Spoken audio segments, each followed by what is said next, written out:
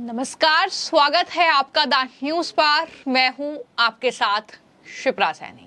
बिहार में विधानसभा चुनाव की तैयारियां शुरू हो गई हैं, लेकिन अगले साल होने वाले विधानसभा चुनाव से पहले आरजेडी प्रमुख लालू प्रसाद यादव को बड़ा झटका लगा है। दरअसल आरजेडी के जाने माने नेता गौतम यादव अपने समर्थकों के साथ बीजेपी में शामिल हो गए हैं। ये बड़ा झटका आरजेडी और लालू प्रसाद यादव के लिए है।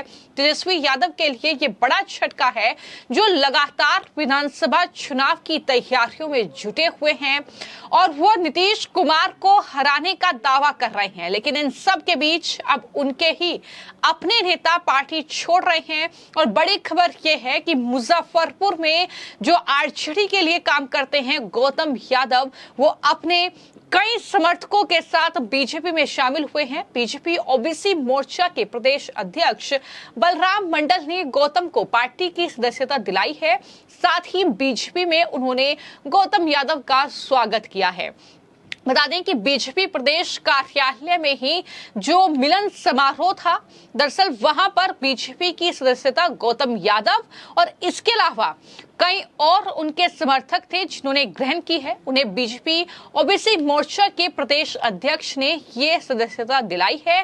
पार्टी में उनका स्वागत बीजेपी ने किया है। इस मौके पर बीजेपी के महामंत्री शिवेश राम, जगन्नाथ ठाकुर और ओबीसी मोर्चा के प्रभारी अचल सिन्हा ने भी गौतम यादव का पार्टी में स्वागत किया है।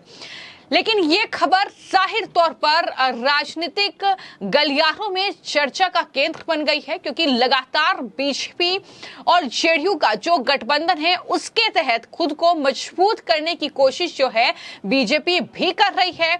और ऐसे में अब आरजेडी के नेता जिस तरीके से लालू प्रसाद यादव का साथ छोड़ रहे हैं, वो तेजस्वी यादव का साथ छोड़ रहे हैं। शुरुआत कहीं ना कहीं विधानसभा चुनाव से पहले गौतम यादव ने कर दी है बीजेपी में शामिल होकर, और ऐसे में मुश्किलें लगातार अब बढ़ती हुई लालू प्रसाद यादव और तेजस्वी यादव के लिए नजर आ रही हैं।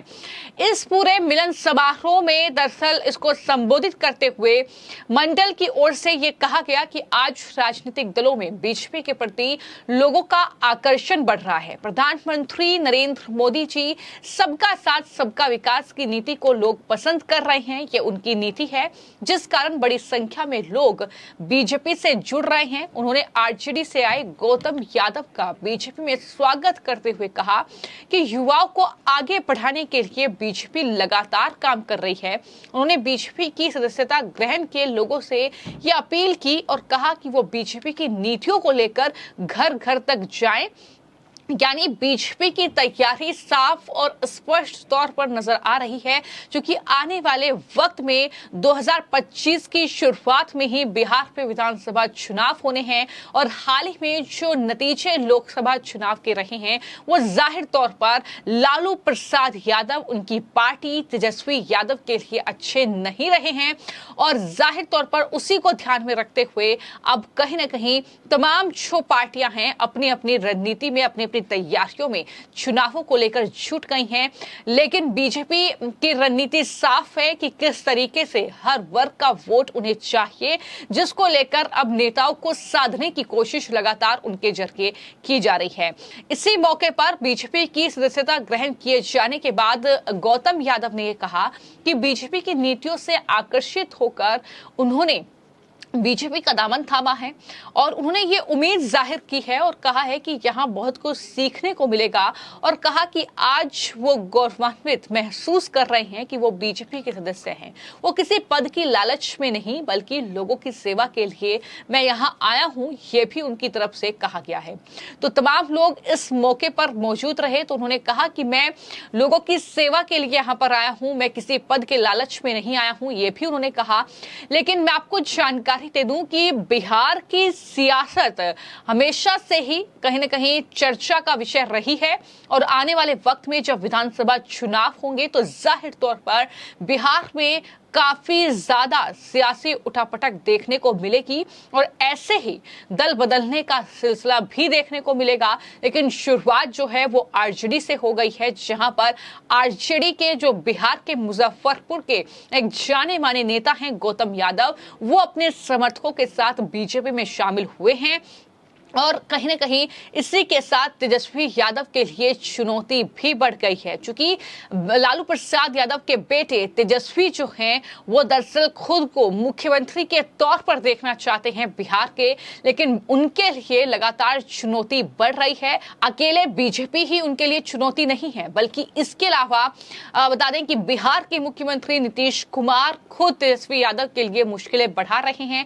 इसके अलावा चिराग पासवान एक ऐसे नेता के तौर पर उभर कर सामने आए हैं जिसको लोग काफी पसंद कर रहे हैं, क्योंकि अगर लोकसभा में देखा जाए तो 5 सीटों पर चिराग पासवान की पार्टी चुनाव लड़ी और 5 ही सीटें उन्होंने अपने खाते में कर ली।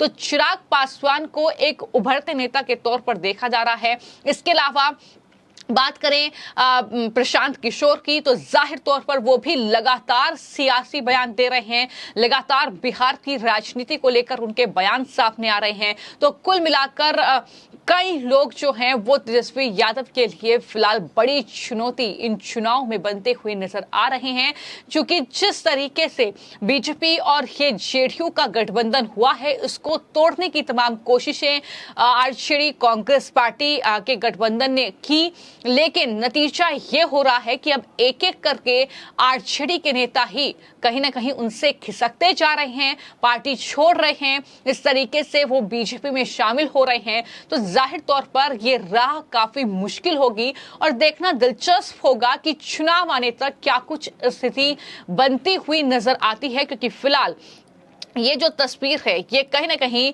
बिहार में देखने को मिल रही है, जहां पर तेजस्वी के लिए उनके अपने मुश्किल बढ़ा रहे हैं, लेकिन वही विरोधी भी तेजस्वी यादव के लिए एक बड़ी चुनौती बिहार में बनते हुए नजर आ रहे हैं, क्योंकि जीतन राम मांझी से लेकर उपेंद्र कुशवाहा भी जाहिर तौर पर तेजस्वी यादव की राह में कांटे बिछाएंगे।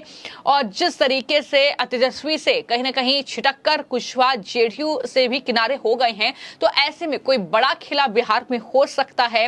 तो इस तरीके से कहीं ना कहीं तमाम ऐसे चेहरे हैं बिहार की राजनीति में जो कि लालू प्रसाद यादव की ये जो मंशा है 2015 के चुनाव को जीतना, अपने बेटे को मुख्यमंत्री बनाना, ये कहीं ना कहीं बेहद ज्यादा मुश्किल भरे दौर से गुजर सकती है और हो सकता है कि तेजस्वी यादव के लिए यही तमाम नेता एक बड़ी चुनौती के तौर पर वहां पर काम करें। लेकिन कुल मिलाकर अभी ये भी देखना दिलचस्प होगा कि 2025 यानी जब तक चुनाव करीब आते हैं तब तक कितनी पार्टी से कौन से नेता कहां रुख करते हैं, कितने नेताओं की नाराजगी निकलकर सामने आती है, कितने नेताओं के क्या बयान सामने आते हैं। बहुत सारी चीजें हैं बिहार के विधानसभा चुनाव से पहले जो जाहिर तौर पर देखने को मिलेगी, लेकिन इसकी शुरुआत ऐसा लगता है कि गौतम यादव से हो चुकी है, जो कि आरजेडी को जिन्होंने छोड़ दिया है। आरजेडी से इस्तीफा देने के बाद वो अपने तमाम कार्यकर्ताओं के साथ बीजेपी में शामिल हो गए हैं